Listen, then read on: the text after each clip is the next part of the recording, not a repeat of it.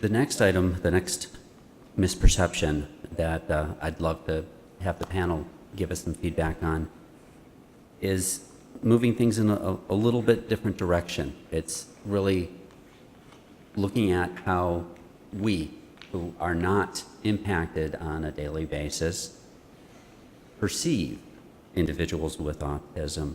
So, in brief, people with autism are intellectually disabled. They just won't get it. Sometimes individuals come to this very quick decision or summary that as soon as an individual is identified as having autism, this is the conclusion that they come up with. And if I can start again with Joy. This is amazing to me that somebody would even make this statement, because from the time that I have been in contact with the autistic people, every single one of them that I know, and maybe I'm limited, but I am telling you, if I listen to them and I wait and give them a chance, they are amazing, amazing and brilliant. Eliza constantly has questions for me in class, sometimes to the point that I have to say, okay, Eliza, write them down because I've got to finish this. But she and Eddie are a part of my basis of continuing with our talking in the classroom and bringing up, my other students are so quiet and they're like, but Miss Kaiba, I have one more question for you. So I'm sorry, I have never, ever in my experience, and like I said, I'm totally blessed because I have them and animals, and they even bring their animals in to share with us and do a fine job. I don't understand this part at all because I've never, ever, if I just give them a chance to talk, had any of these problems. Yeah, so since I'm the academic coordinator,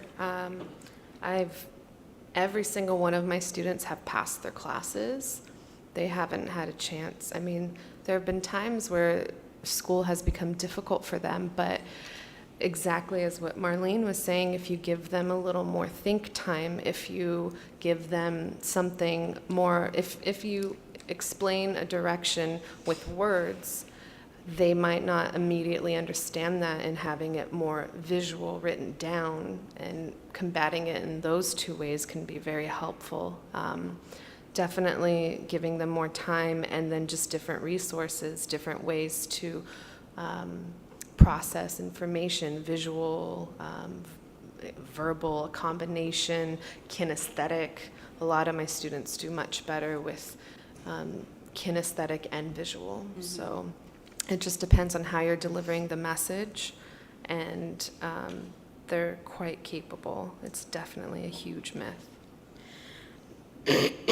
Well, if I can say, that is a major misconception, because from what I've seen, like some of the teachers, some teachers like in regular school, not all of them, they're just like boom, boom, boom, boom. They got to keep moving, and the student with autism is left out. It's like, wait, what? So they have to. So what the teacher would need to do is to slow down, try to explain it to them, write it down, help them figure out and help them figure out and understand it. It's so, again, huge misconception. I think this myth got started because 50 years ago, our individuals didn't have access to public education. 50 years ago, families were advised to institutionalize the child that was different. They didn't have access, they didn't have availability. I'm here to tell you that at any age, any individual is capable of learning. For more than 30 years, I've worked with moving people from the state developmental centers into the community, and it's amazing what you see. Our board, I'm presenting tonight on a gentleman that at the age of 4, diagnosis of autism, was placed into Lanterman State Developmental Center, which is closing and only has 80 individuals left there. This individual just moved last April into the community. He realized he didn't have access to things in the community. He didn't have access to a refrigerator. He didn't know how to cook because all the meals were brought to him. So he has learned how to cook. He's taking art classes. He actually has commissioned art pieces that he has been selling. He is just, his parents have said it's like a miracle that they never knew that their son would blossom and grow and learn so much, and this is at the age of 50. If I could just say, for me, the institutions are huge red flag, because that's not the way autism people should live. But Which is why people are learning, and that's why they're looking at closing them, so that Okay. people will be raised in the community. So children will have the same access to public education and the things that you had access to. I have to say that our students amaze us every single day. We have very high expectations of our students. And, you know, it just takes a little bit of slowing down. We call it task analysis. We break the task down into small, doable steps. That's the type of tutoring that we provide over and above the type of tutoring that can be offered in some of our settings. We have a very small ratio, staff to student ratio. We work 1-to-1, 1-to-3, depending on the task. Our students are enrolled in calculus, physical geography, accounting. We have students that are succeeding in culinary arts, horticulture. We have a student now taking chemistry so he can transfer to Cal Poly Pomona. I have to say they're blowing our mind, and we're so excited for them. It just takes working together and knowing how each one of us learn. Would you please repeat the question? I'm happy to. People with autism are intellectually disabled. They just won't get it. I would say that it is true depending on the autistic person's level, but I wouldn't say that it's actually true for each and every one of them. So you know, because like I have mentioned before, there are different levels of autism, which is kind of complicated for most people to figure out, and just depending on their level, you know, some are able to gain the social skills, social and communication skills, you know, by teaching, by just simply teaching, and, you know, getting to know different people and different cultures, you know, and just basically have experience. Okay. Often people with autism have visual and auditory and other processing difficulties that make it challenging to process information at the speed or in the manner that we expect a student to do so. Processing difficulties mean that students on the spectrum need accommodation in order to reach their full potential. What I have found doing my work is that when we provide the appropriate level of support to students and clients, they succeed and they meet or go beyond our expectations, which is what I hear our panel saying. Having extra time to complete assignments, someone to take notes in class for a student on the autism spectrum, or a tape recorder could mean the difference between passing and failing a class. Not only are accommodations essential for students like these to succeed in the class they are in, they are essential for future success as well. Because most students on the spectrum who are currently in college have not had an easy life. They have struggled more to establish social, emotional, and physical milestones in the first 3 years of their life than most people struggle their entire lives. And when you struggle this much more, it really does squelch the desire to continue to move forward or to try new things. Providing your students with these accommodations they need to succeed will help fuel the fire to learn. And I think that's why you're all sitting here, is to find out how to fuel that fire. I think that's what every teacher wants. I would agree. What I'm going to attempt to do is pull one of the other misconceptions, and then I'm going to shuffle through the cards that you were kind enough to complete and see if I can pose some of those same questions that you've posed on your cards to our panel and gain some input specific to what it is that you brought. So for the next misunderstanding, misconception, I'm going to actually go in reverse order, not to change things up too much for you, but I'm going to start with Marlene. And it is as follows. People who display qualities that may be typical of a person with autism are just odd and will grow out of it. Okay. And by the way, I'm sorry, I don't usually read off of pieces of paper, but because I really want to be succinct, I created these answers last night. So autism is a neurological disorder. It doesn't go away. But a person's ability to relate to others, to communicate, to plan effectively, to problem solve, to adapt, I lost my place, to adapt successfully can improve. The brain is plastic. We found that out 30 years ago. We know this. The brain is plastic. I have to find my place. It continues to change and grow new neurological pathways until we die. Therefore, a person with autism's brain can become better connected and better organized, and it does that through human interaction. When a person with autism has a negative experience, they avoid having those experiences again, kind of like everyone else. But when a person with autism feels heard, understood, and is provided the opportunity to succeed, they come back for more, just like the rest of us. I'm not talking about making it easy for them. I'm not. I am talking about making it possible. That is what you as professors are doing when you stop to listen to what the real message is. I'm struggling. I'm in over my head. I'm overwhelmed. I need help figuring this out.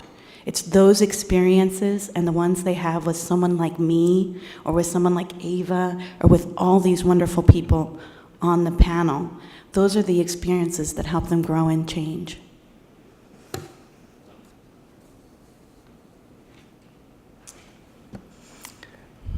I can definitely fill in and say that I finally came to the realization that during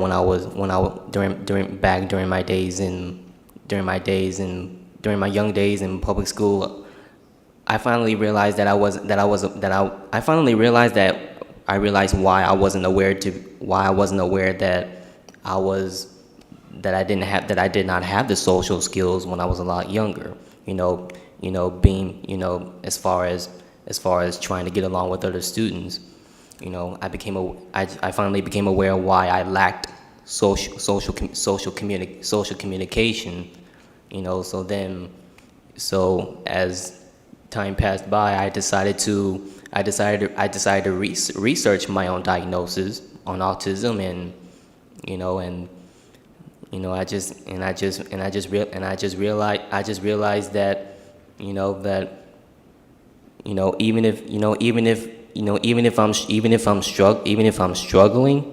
even if I'm struggling academically or communicating with other people, having a lack of understanding, I can still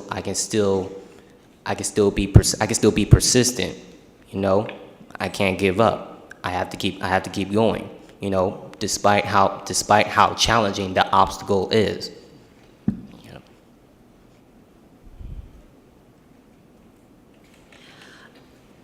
I'm sorry, I've got that bug. The process of being accepted into the College to Career program is rigorous. And I'm saying that because these students went through an application process, an information night process that they had to attend. It was mandatory. And then several rounds of interviews to be chosen. for this program. And if you can imagine how uncomfortable that might have felt for students that are on the spectrum, I have to say that it just goes to show that these students, whether they can express it verbally or not, are hungry for education, socialization, friendship, the same lives that we all have. It's the path that they take in getting there, and it's so amazing what these programs are providing to the students, the opportunities that the students may not have, and the desire and drive that the students have to come and get those programs for themselves is absolutely amazing, and I'm very happy to be able to be a participant in this and glad that I'm not living 30 years ago. Yeah. This is a good time for me to address this myth because we do constant outreach at Harbor Regional Center. Many times pediatricians will still tell families, boys are slow to talk, they'll grow out of it. We spend a lot of time educating pediatricians and health clinics that when you see an early diagnosis of autism, please have families come because early identification is key in terms of getting the supports and the knowledge and the training that our individuals can get as early as possible. Autism is fastly growing. As you all hear, you can't pick up a newspaper or a magazine article. 60% of our referrals into Harbor Regional Center are people that will have a diagnosis of autism. It's one of us will know a friend, a neighbor. Autism is fastly growing, and so this is a chance to say, when you have someone coming to you saying, I've got concern, please, that would be a time for them to call Harbor Regional Center or one of the other 20 regional centers in the state of California so we can get started with the early services so you can have our students be as competent and capable as possible. Our oldest person with a diagnosis of autism is 78 years old. He is still active and learning and attending a day program and telling us what he wants out of his life. Wow. So thank you. Wonderful. Can you repeat the question again, please? I'd be happy to. People who display qualities that may be typical of a person with autism are just odd and will grow out of it. To that, it is a resounding no. They will never grow out of it, nor do they want to be cured. So, it's a genetic disability. It won't go away. Other programs can help, but no one can grow out of the disability. I agree. I definitely agree. I know that it's a lifelong challenge, and what I do with my students is I work with just who they are. I've always done that as a teacher. When I was a math teacher, I never wanted to change my students. I just worked with exactly where they are. And I worked with, I think it was last year, you never worked with Selga, correct? The occupational therapist. I learned so much from this occupational therapist named Selga Rosano, and just with little things that she did that made such a huge difference for our students, like creating sensory diets, so that one of my students who had a really hard time processing auditory information, he'd feel so overwhelmed he needed to get up and run around and flap his hands because it just helped him discharge. So she gave me tips as to how to, like right before a tutoring session, we would do some jumping jacks to get some of that energy out, and little things like that. Or I would sit in a regular seat and he would sit in a rocking chair while we were tutoring so that he has this constant motion. And little things like that are incredibly effective. I think every single chair at Long Beach City College should have a little elastic band so that students could put their legs on it and just, discharge like that. These things will not go away. It's just learning how to recognize them and work with them. At times, I admire my students. If they get really overwhelmed, sometimes they just let it out and they can scream. don't a lot of us wish we can do that at times. So I respect the students where they're at and meet them there. Okay, do I think they're odd and will grow out of it? Absolutely, I think they're exceptional, and they have something each one of them to offer. But I have to be able to tell you that Eliza and Eddie are in a regular class, and without the support of all these people who back me up and help me and give me clues or give me opportunities to come and speak to the students, I wouldn't be where I am. And I wouldn't have the opportunity to see how actually brilliant they are.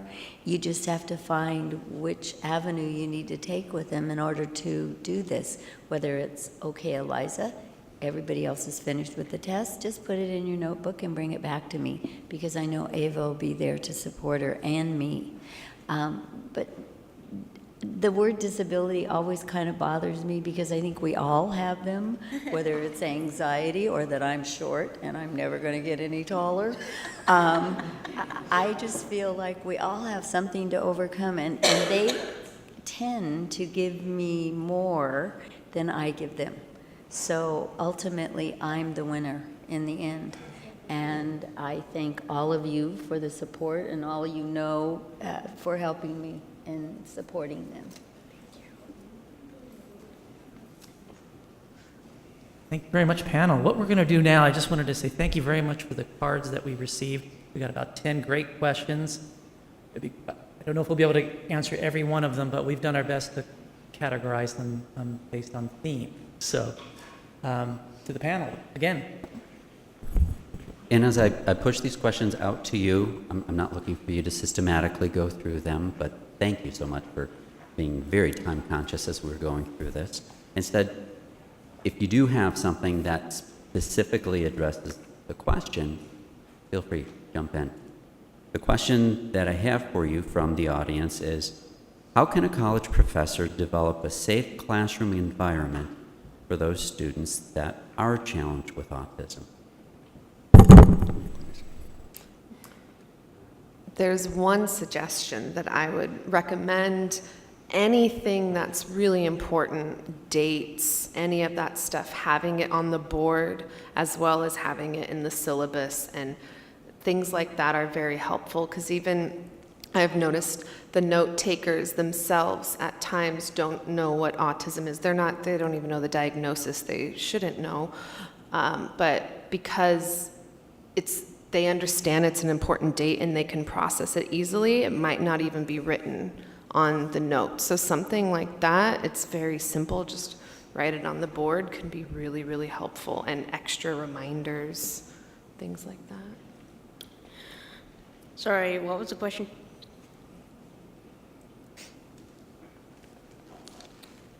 How can a college professor develop a safe classroom environment for those students that are challenged with autism? I think what Ava said, and also if they have an assignment, put the assignment up in detail on the board. So. I can definitely say that to create a safer environment for students who have autism is basically don't beat around the bush too much.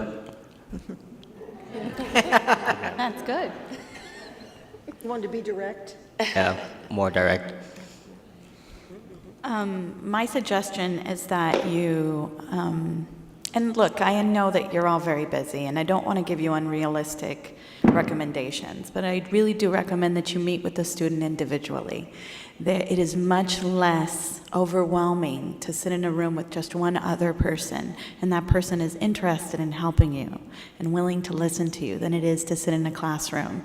I came to Long Beach City, and then I transferred to UCLA, and I'm a typically developed adult, and I became completely overwhelmed by the 250 other students in my classrooms at UCLA. So first and foremost, if you can arrange having a meeting with this student and ask them what helps them. And if possible, and only if possible, creating and forming a relationship with that student is probably the most effective way for that student to become highly motivated, which then organizes their bodies to be able to pay closer attention, to hear for details. When a student is motivated by what it is, how their professor feels, their grades skyrocket, and they become much more interested, much more communicative, much more collaborative. I'd just like to mention just a couple things. Again, you're hearing that we're teaching the students how to advocate for themselves, and so we are teaching the students the importance of using office hours and communicating with the instructors. I know that our students have to self-identify, and so we're trying to make sure that our students realize the importance of being a face and a name and how to talk about their accommodations without having to talk about their disability. What we found very helpful is to post assignments online, to hand out the PowerPoint slides as a handout so the students can bring it back. Again, dates are very important. Note-taking, smart pens are an exceptional accommodation in the classroom, as well as tape recorders. It really is very individualized, so when you look at a diagnosis of autism, you don't say, oh great, that person gets a note taker. That might not help at all. It just depends on their learning style, so we need to break it down for the individuals. But what you can do is to be open, maybe slow down a little bit. I know we're all very rushed with our shortened semester, and the students understand that also, so that's why we highly encourage them to make the time to go and see you during your office hours. Super. If I can transition to the next question, again, for whoever would like to address this. The next question is, what type of assessments are available to determine best fit for career paths and education paths? I don't remember the name of the assessment, so I apologize. But there is an assessment that all students with disabilities leaving their senior year of high school, I have personal experience with this. I actually haven't said anything, but I have an adolescent son on the spectrum. And they do an assessment. It's actually the transition specialist who does the assessment, and it actually identifies the areas that students would be most successful in. So currently I can't remember what it's called, and I apologize. But there is such an assessment, and there is a transitional specialist at Long Beach Unified School District. Her name is Serena Denk. If you want more information, you can come see me afterwards, and I can provide you with an email address. There are many, many different kinds of vocational and career assessments, educational assessments. Informally, we call that the first semester in the program. So we use that first semester, and we use the resources on campus, and we might modify them for our use. So we typically will encourage the student to enroll in Counseling 1 and Counseling 48, and use some of those tools. Of course, True Color workshops, those types of things. So we try to use everything on campus that's available. Again, we do get a lot of information from the Regional Center and the Long Beach Unified School District on career assessments. We do not have a formal tool that we're using right now. We have very informal types of questionnaires and discovery tools that we're using. Career Cafe is a great tool, and we've modified it for our use, so. Okay, I'm going to throw one more question out there, and I'm hoping that we're doing okay on time.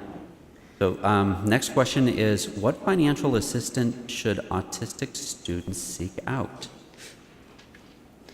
SSI would be the biggest one. Can you explain what that is? SSI is social Security income. Yeah. Thank you. Thank you. It's basically you get a supplemental income to help you with budgeting, other things that you need, like groceries, budgeting, different things like that. I think so. SSI is definitely one of the biggest ones. Yeah, I agree with Eliza. You know, Social Security income is one of those major financial things that many recipients with disabilities learn how to handle their budget. You know, while they learn how to just live in their own place. You know. We're constantly looking at resources, so of course SSI is the major form of income for some of our students. Not all of our students are eligible, but we encourage them to apply. We also have community resources like the Department of Rehabilitation that we connect with. All of our students apply for financial aid and the Board of Governors grant, as well as scholarships. The majority of our students have received scholarships. I would say 75% of our students received scholarships last year, so it's quite exciting. And regional centers, if someone is a regional center client, can provide those additional supports to be successful in college and living independently, such as CIP and College to Career. And along those lines, what supports, what groups can we refer students to? This is two-parter. The second part is C2C or CIP available at all community colleges? I would say no, not really.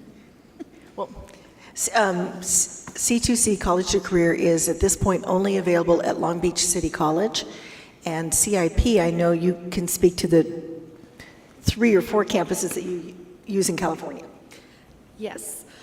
So CIP is located at 6 different parts of the U.S., 2 in California, 1 in Berkeley and 1 in Long Beach.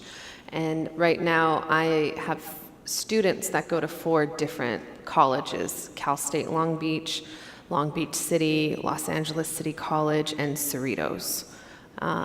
But so if a student comes to our program, it's not necessarily that they're not just going to go to Long Beach City. They have options as long as public transportation can get them there, or if they drive independently, they will do so. Some of the history behind the College to Career programs, just briefly, is the College to Career programs started in the state of California in 2011. Department of Rehab put out a grant proposal, and so up and down the state, I think there's 5 or 6 College to Career programs funded by Department of Rehab. We wrote for that, and we weren't chosen.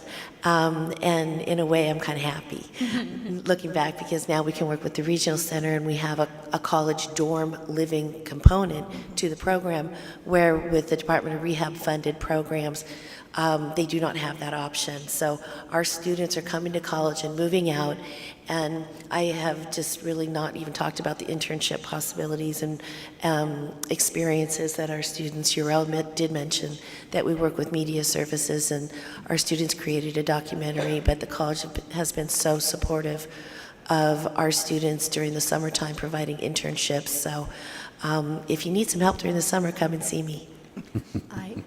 I would like to say that Long Beach Unified is working with work-based learning, and I'm lucky enough to be one of those and have internships. And Eliza's going to be going out on an internship in about a week. So I think it starts below college and then works up to the college, but we do have the work-based learning internships, and not just autistic students. Do I have blind students, deaf students? I've worked with all of them, and I think it needs to start younger, and they need to get the hands-on, not just the classroom, to be able to be out there in the working field to see maybe that isn't where they want to be, and what better place to do it in high school before you transition to college and you start focusing on what you want to become. So Long Beach Unified really does a good job with this. Super. Okay. Wow. Time flies when you're having fun. Okay, I'm going to go ahead and pose this question, and what I'm going to put out to the rest of you is that the remainder of the questions, I'm going to see if we can consolidate the questions as well as the answers or the relative answers from the panel and push that back out. I believe Dan and I can work in getting that collectively out, as we do have a sign-in sheet, so that you can see those responses, because they're very important questions and we definitely want to make sure that they're addressed. I'm also going to exercise a little bit of artistic freedom in rewording one of the words within this question. So the question that I'm going to pose to you is, how can instructors handle the other students in class? They get annoyed, they get upset, make fun of the student. I can address this. When I have the class, and again, I want to say something about the safety of my classroom. My classroom is safety for everybody. It isn't just focused on my special or anybody else. I don't set them aside and make them different. They are included in the class. And just like when I say Eliza helps me, sometimes when she asks too many questions, I merely just say to her, hold on, and write it down, and we'll get to them. Because sometimes, and not very often, because my classroom generally is taught to include. I break my students up into groups to work together. They're put in, we just number off. It doesn't give them a name, it gives them a number. And I go, this is group 5, this is group 4, and wherever they land, they go in. I won't allow my other students to treat them any different, nor would I allow Eliza to treat my other students different. So if we bring it in as an entire family, and I look at my classroom as, okay, this is my family for this semester. Next semester it may change, but for right now, I want them all included. I want them all equally trained to do the same thing. And if they have a difficulty, then I have the backup of Ava to help me. So I include them, I don't separate them. Yeah, go ahead. I just want you to know that, DSPS is here to help you. And so if the student has identified with DSPS, we're always here to work with you. Yes, I know you create that safe, respectful environment in your classroom. And so the level of expectation for all students in the class should be the same, and I know that you do that. Saying that, I know that sometimes our students may be exhibiting behaviors that you find very odd and you're not quite sure how to deal with them. And again, our counselors in DSPS can work with you on devising maybe an intervention. Can I just use one example, because I know you're hungry, we had a student who was infatuated with Japan, and he didn't care if he was in math or science. He would turn the lecture into Japan and anime, and it was really difficult for the instructors to deal with this student, and he was just a doll and incredibly intelligent. So we devised a system with this person where the instructor would just walk over to his desk and tap it when he was off topic. And then at the end of the class, the instructor was kind enough to they would say, okay, Bob, let's have 3 minutes of a discussion on Japan. You go for it, because you've been able to hold it together. So it's just whatever you feel comfortable doing, but we can help you devise a system that might work for that individual. Another individual had an issue with some sensory overload, and all it took was for us to talk with them, and they came up with a solution of carrying a silk piece of scarf in their hand, and if they could just keep that in their lap and rub it, that was all it took for them to be able to channel that energy out into that small piece of scarf. So sometimes, we don't have to make a huge intervention. It can be something very simple.